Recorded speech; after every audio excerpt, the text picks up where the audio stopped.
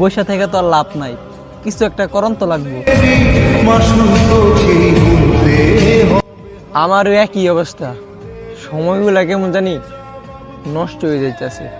জানোস, আমার একজনের সাথে পরিচয় ছিল, সে শুধু সারাদিন বসে থাকতো, কোনো কাজ কাম করতো না। তারপর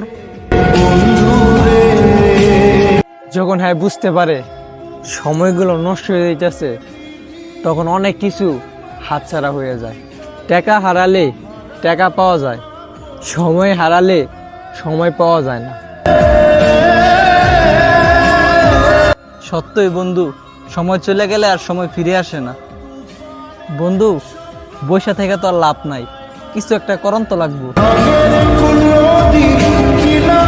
হ বন্ধু, সময় না নষ্ট করে ভবিষ্যতের জন্য আমরা কিছু একটা করার চেষ্টা করি।